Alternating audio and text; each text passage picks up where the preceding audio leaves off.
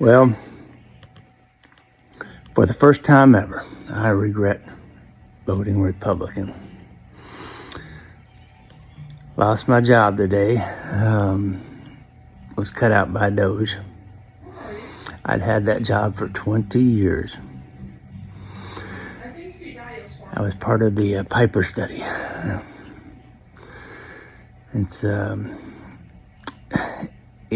and we were so close to solving this, and now it's.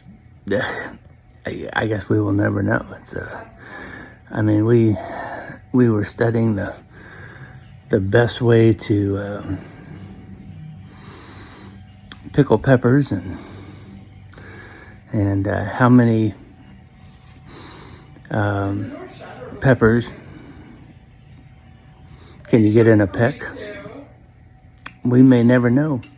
We just may never know now. It's I don't know what I'm gonna do.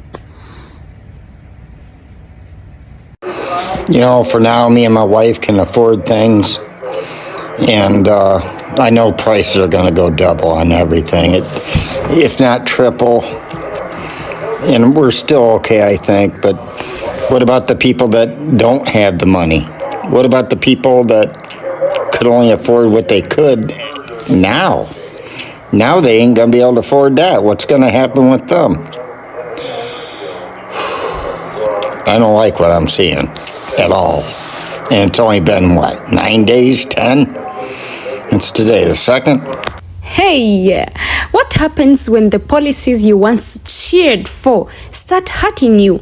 Many MAGA supporters who once backed mass deportations, tariffs, and other policies are now facing unintended consequences like job losses, economic struggles, and broken communities. So today, we are going to explore real stories of regret and the surprising ripple effects these policies had on everyday Americans. So kindly stay tuned. Don't forget to subscribe. By the way, my name is Vanessa if you're new here, and if you are a returning subscriber, thank you so much for appreciating what we do. So don't forget to tell me what you think in the comment section. Let's dive into the video. I'll be back with my commentary. Welcome. I might lose my farm because of the government. I got in bed with the government. I was promoting getting in bed with the government because I thought it was a good idea.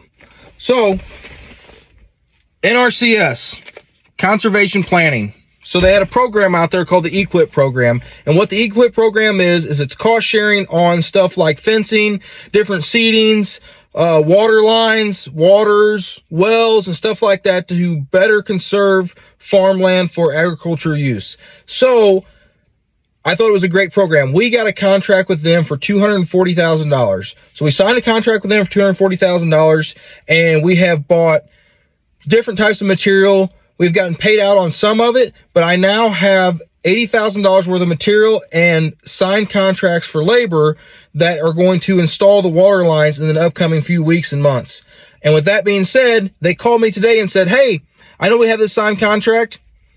We're reneging on it. We're not going to pay out on it. What do you mean you're not going to pay out on it? So I've got all this stuff bought, and whenever I install it, you're not going to pay out. We had this contract. I made business decisions based on this contract. So now I have $80,000 out of my pocket that I didn't have to spend. So the $80,000 that we have is supposed to go to our farm loan in the fall. If we don't have that money, that's our hay money, that's our farm money, our farm payment money. If we don't have that money, we will lose this farm. And the only way that I can think to get around it is we sell some cows. And if I sell cows now to make the payment, to make that payment, I'm not going to be able to make the payment in the fall because the cows are calculated in my payment in the fall. So because I got in bed with the government, I spent money based on the contract that we signed. They're reneging on it. I'm just screwed. And unless they lift this pause on payment, I'm going to lose this farm. So they have told me that the best thing that they can tell me is get in touch with the congressmen and congresswomen and see if I can get something done about this. So I've reached out to Ann Wagner's office. That's the congresswoman of Missouri. I'm hoping that something comes out of that, but I don't have very high hopes of it. Hopefully this is a temporary ban on payment of that, but I don't understand how you can sign a contract and then just renege on that contract. I do not understand that at all. And if something doesn't change, we are going to lose this farm, and I am extremely stressed about it. But also, with that being said, I've been promoting NRCS. Do not look into government programs, because everybody told me I've been waiting for payment for a long time. You're going to get screwed. And I was like, no, it's a contract. They can't do that. And sure as shit, here we are. Yeah, we voted for Trump in 2016, 2020, and 2024.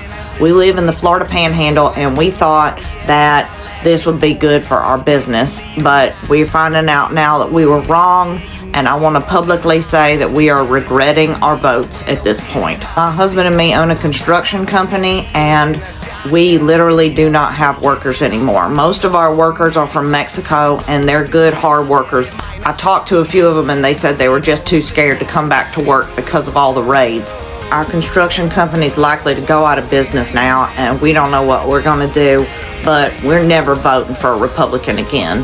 Ron DeSantis and Trump have been passing laws that negatively affect our business, and I just want to say that I'm sorry for voting for him. I grew up Republican, and it's all I've ever known, but now I can see that me and my whole family have been very wrong about this.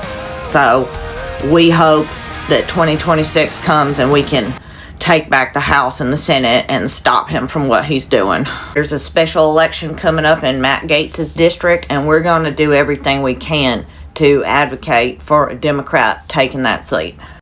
Oh my gosh, that's what we are saying. Many industries, especially farming and construction, relied on undocumented workers.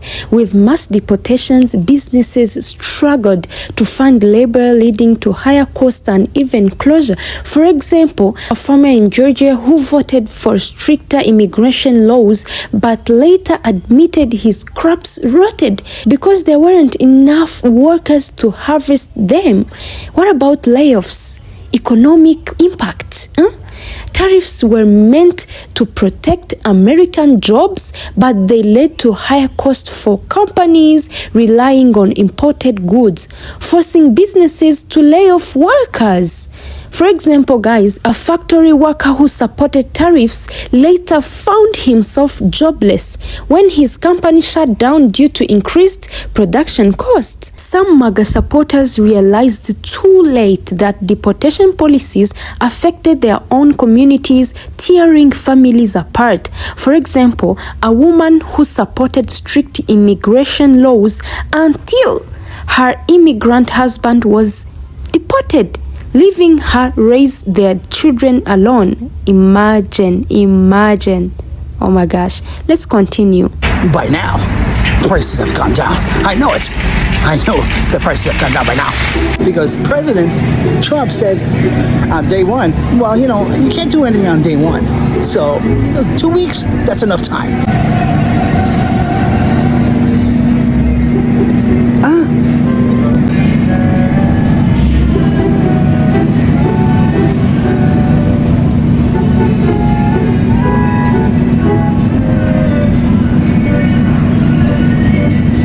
There's a bird flu, and Biden killed 5,000 billion chickens.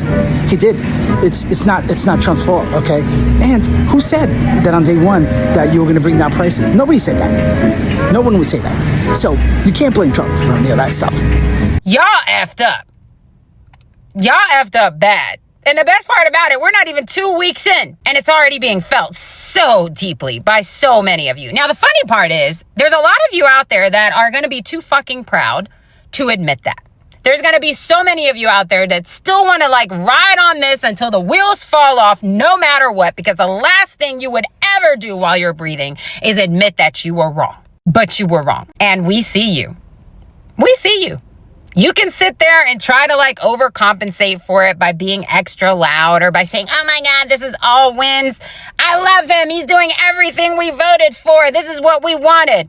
Okay, You can keep telling us that when I know a bunch of you, if you're not already, you will be soon going home at night crying and getting all worried sick because you notice that grocery prices aren't actually going down and the very benefits that you use or people that you love use are actually starting to get taken away. He played you like a damn fiddle and you let him. When they came for people of color, you said nothing. When they came for immigrants, you said nothing. When they came for gay people, you said nothing. When they came for trans people, you said nothing. When they came for women, you said nothing. When they came for children, you said nothing. But now that it's finally affecting your friends, your family, yourself, your husband, now you want to say something? Because obviously you can't have any empathy, unless it actually affects you. You keep saying that leftists are too emotional, they're snowflakes, that they have too much emotion for people. Have you ever thought about the fact that maybe you just don't know what empathy is? Maybe it's because you've never been loved in your life, so you don't know how to have compassion for other people. Maybe the radicalized people, the people who are too woke, maybe they just have kindness in their hearts. Guys, let's check the reality. Many who once supported these policies assumed they wouldn't be personally affected. Now, regret is setting in as they see how interconnected the economy and society are. Public shifts in opinion. Some former MAGA supporters are now speaking out, realizing that policies need to be carefully considered beyond political slogans. Like interviews or news clips of people sharing their regrets. But lessons learned and call to action. Encourage viewers to think critically before supporting policies that sound good in theory but may have serious real-world consequences. Let me ask you guys, have you or someone you know been affected by these policies? Just share, just tell us in the comment section. Then, I want to let you know that the future isn't just about politics, it's about real people and their livelihoods. This was your girl Vanessa. Thank you so much for watching till the end.